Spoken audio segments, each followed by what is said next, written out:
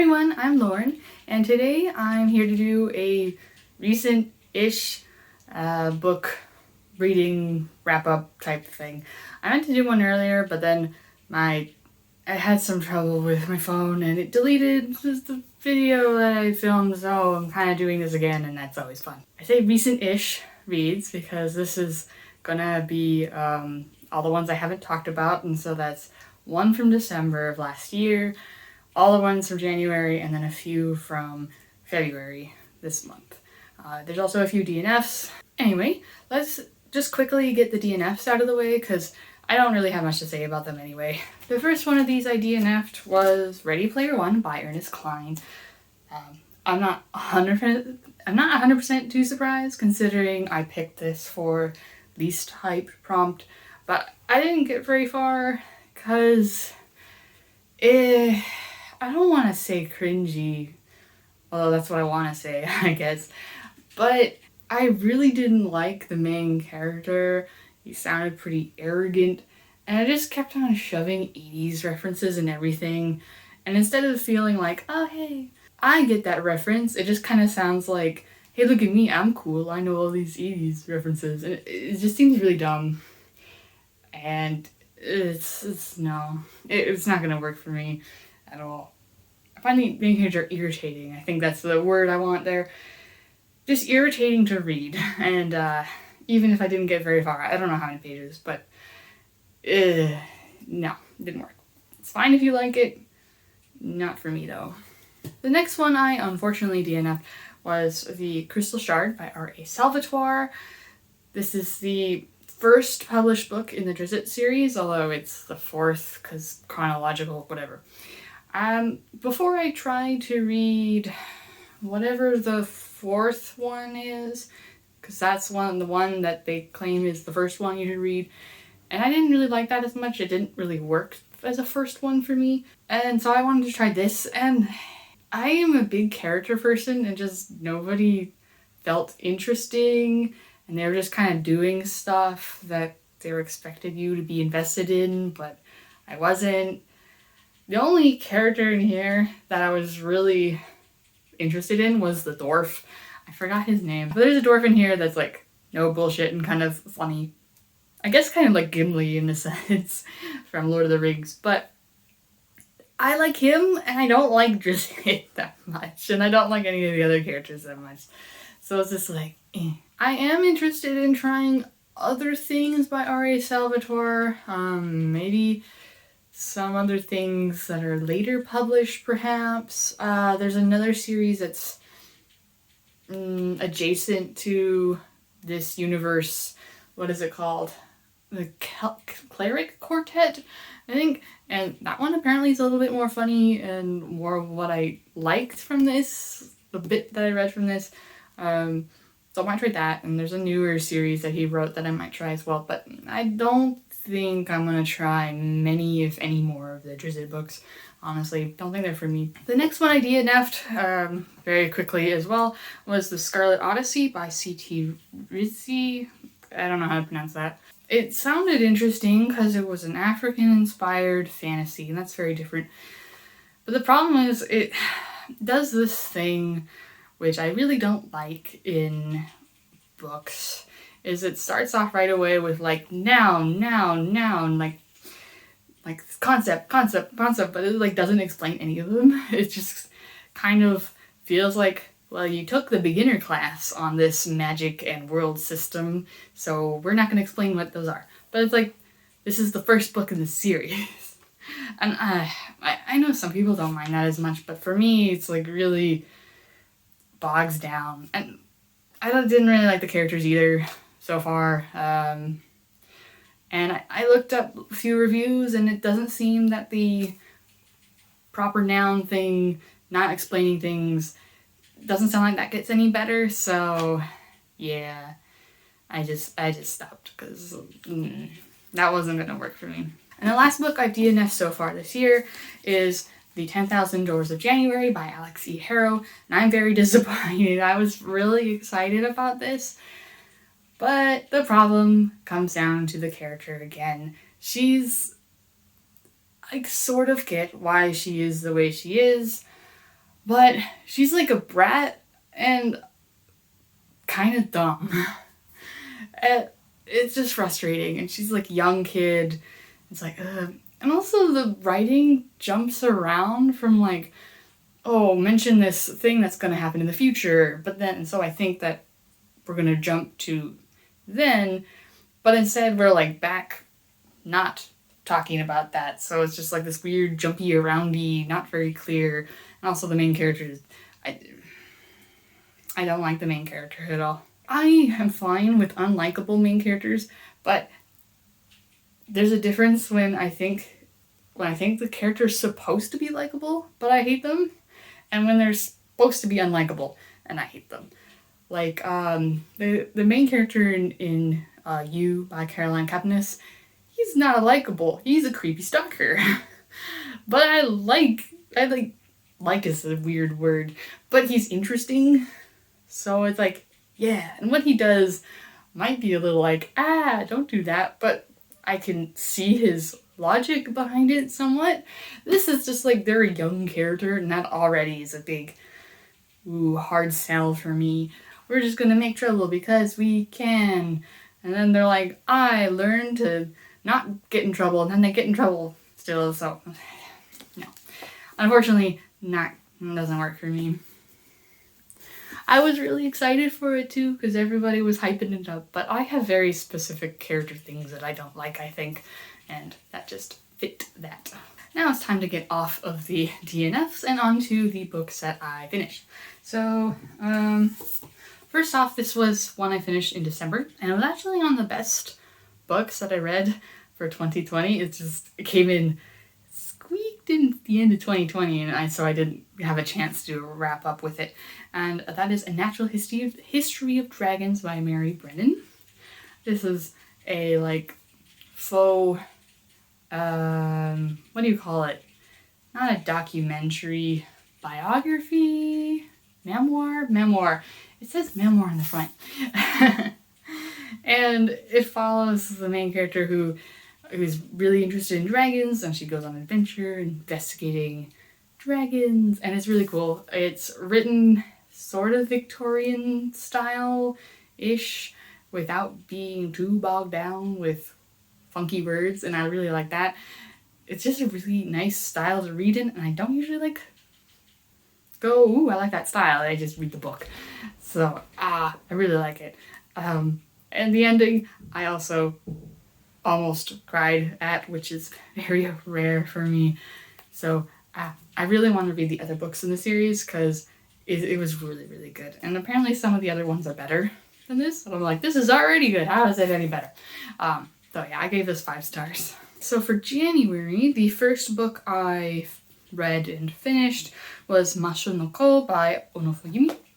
This is a prequel in the 12 Kingdoms series, and it's kind of weird because the 12 Kingdoms series, most of them, it's like a character gets whisked away into a different world and destiny type stuff and figure out this world, and really lots of sucky stuff happens. If you know about the isekai genre, it's like that, although it came out way before that became a trend. Masho no Ko, however, all takes place in the real world, and it's kind of more like the other books in the series are very heavy fantasy, and Masho no Ko is more mystery horror, I guess. I'd say leaning more on the mystery, but some gory stuff does happen and kind of creepy stuff. And it's essentially this new student teacher, like a teacher in training, who goes to this school, and he learns more about this kid who I forgot the name of because I'm terrible with names. And there's kind of this weird stuff that happens around this kid. People like get injured around him if they mess with him. Like people have actually died. And so he's kind of like investigating this a little bit, and this big old shit show happens, and yeah, it gets pretty intense at times. And it was definitely very different from what I was expecting, because there's little fantasy bits, But it's definitely a lot less fantasy than the other books in the series. Not that I've read very many books in the series. I've watched the anime, so I know, but I have read one book before, and that's like 100% fantasy, venture-y type stuff. This is investigative, talky with people kind of thing. I did really like it. It is a little slow, and I think this is a problem with the translation more than anything. A lot of the characters sound kind of the same. This book wasn't officially translated in English. There's the fan translation. I'll link it maybe, I think. I don't remember who did it. And I think they did overall a pretty good job, I think. It's just, there are definitely some things where I get like mixed up who's talking because they all just sound the same. That maybe is the problem of the original, but I think it's more the translation. But they're just spare time. They're not paid for it, so I give them a little slack for that. Either way, I still really enjoyed it, and I definitely want to reread the first book and read the other books in the series as well. The next one I read was Horror Store by Grady Hendrix. This is a horror book with ghosts in IKEA-esque and investigate the ghosts.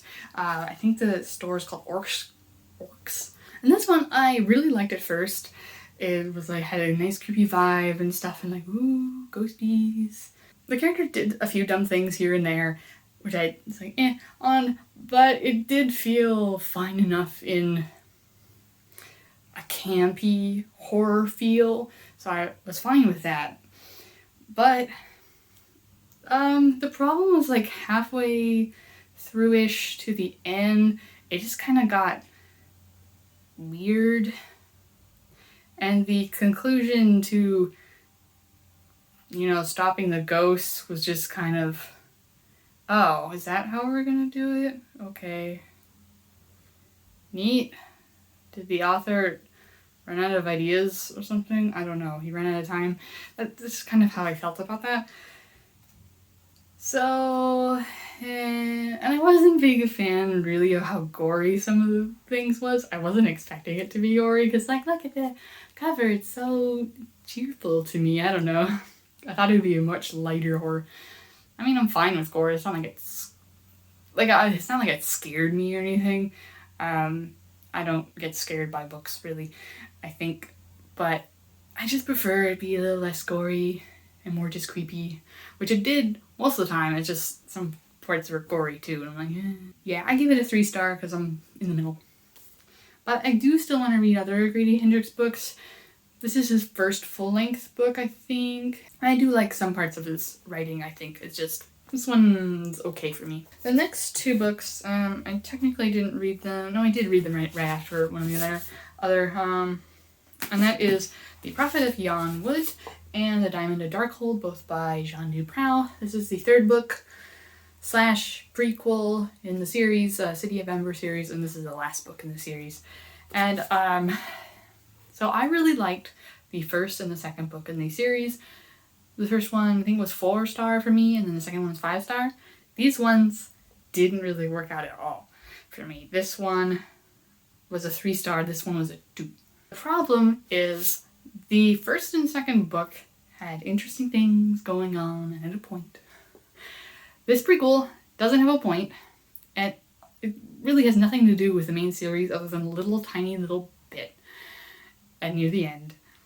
And then this one could have been summed down in like, I don't know, a few chapters, and the main characters were really dumb. Also, near the end, there was a thing that was explained. I was just like, random thing, basically. Like, remember the thing that we mentioned in here? Oh yeah, thing in here. I can't explain it without spoiling, I guess? I don't know. But I don't like either of these. This one as well had a lot of pointless stuff that didn't matter. I guess this one also had pointless stuff that didn't matter. So I was just like, pointless stuff that didn't matter. Pointless stuff that didn't matter. So I didn't like either of these books.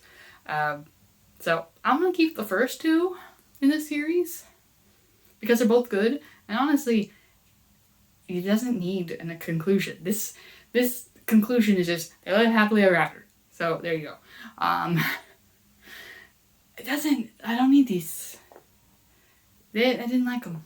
It's really disappointing because how much I like the first two, but no. The next book I finished was Shades of Milk and Honey by Marriott Robinette Colwell. This is the first book in a series, Glamorous Histories or something like that.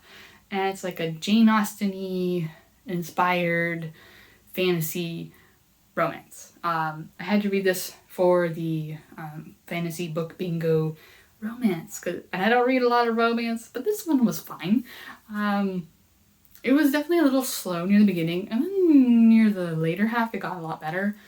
More stuff was happening, and yeah, it did sort of feel Jane Austen-y, sort of, but it didn't have the wit of Jane Austen, so there was that. But it was good enough that I was like, I think I'll try some more books in the series. The romance wasn't too bad, although it did feel very Pride and Prejudice copy-esque, but I still liked it. I think I gave it a 3. Yeah, 3 star. Like, it's more of a higher 3 because there's parts that I really liked, but parts were like, okay. Fantasy romance, Jane Austen, there's not really much else with synopsis, but I did like this enough that I want to try some more. So, yay, I found a fantasy romance that is actually not bad. Woo! The next book I read was Age of Myth by Michael J. Sullivan. This is the first book in the Legends of the First Empire series, and I finally get to reading this. And this is, it's so hard for me to explain plots for these kind of things, but it's a fantasy. It feels very epic. You get introduced to these different characters. One of them kills like a person that's kind of seen as a god, and there's this like upcoming disaster, and there's a lot of trouble in this village kind of thing. It feels like it's definitely an introduction to a longer, bigger problem that's upcoming, because there's hints that like, oh, there's a problem coming up, there's a big disaster coming up, but it doesn't start here. So I'm not sure how to explain the plot and stuff. It's very character focused, and the characters are really good, so I really like that.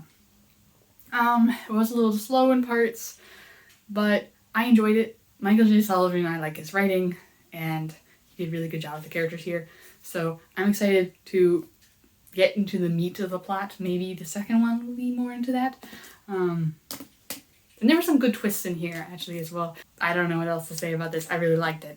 So I gave it a 4 star, and I can't wait to read other books in the series. The next book I finished was Moon of the Crusted Snow by Wabushig Rice. This is like a speculative fiction, I guess, and it's very apocalyptic-y feel, like this small First Nations reserve area kind of thing gets a lot of snow, they lose connection with the outside world, they run out of power, and they're trying to figure out what happened and just try and survive as it goes on longer and longer without power.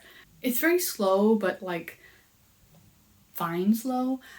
There's a difference for me. Like sometimes slow, it just feels like, okay, the author doesn't know how to get going. And this is just purposeful slow, I guess. It's also pretty short. And it's really interesting seeing the different characters, how they react to this. Tragedy is not the right word, like situation. And it just keeps on descending down into worse and worse and worse. And it's just very interesting and kind of creepy, considering some of the ways that people act are kind of similar to how people act when there's like a shortage or like power outage in real life. So I was like, But I really enjoyed this. It's a very short read, but very spooky, well written, I think. So I gave it 5 stars. It's really good. So those were the January books. I also read 2 books so far in February, so I'll just talk about those as well. First one I read in February was Crest by Marissa Meyer. This is the 3rd book in the Lunar Chronicle series. Sci-fi, fantasy, romance, throne power. There's a virus. Why the heck am I reading this now? I don't know. And trying to overthrow this ruler that sucks, basically. And yeah, this one introduces a new character, Cress, and they continue doing their adventure-y stuff. More romance with other characters happens, and shenanigans. I can't really go into detail. It's a third book, but I did really enjoy this. What did I give this? I gave this a 4-star. I don't know if this is my favorite one or not. I feel like all the books so far feel like the same level, so that's good because I like them. And after this book, there's a like prequel type book and then the final book, so I'm really excited to see that get to the conclusion. And then the last book that I have read so far that I haven't talked about yet is Ascendance of a Bookworm Part 3 Volume 2 by Mia Kazuki. This is, I don't know, 7th book in the Ascendance of a Bookworm series. I think it's hard to count when they're in parts and volumes like that. But this is a light novel series that I really enjoy. Main character, Netherworld, really likes books and gets into a lot of shenanigans trying to get her hands on them. Part 3 Volume 2 was really good. A lot of good action-y stuff. A little bit of politic-y drama, and there's a lot of people getting their just desserts is the wrong thing, but they like assume like, oh yeah, that'll be easy, and then they get shown like, no, it won't be easy, stupid. And I really like that because they're like, oops, I goofed. I like it when that happens. These overconfident characters like, oh, I was mistaken, oops. So there were some really good scenes in here, so I really enjoyed it. 4-star for that as well. Those are all the books that I have read that I haven't talked about yet. My recent-ish reads. So yeah, a lot of good stuff. A few DNFs, but that's how it goes. Yeah, let me know if you've read any of these and your thoughts on them. I'd like to know. And yeah, thank you so much for watching. I hope to see you again in another video. Bye.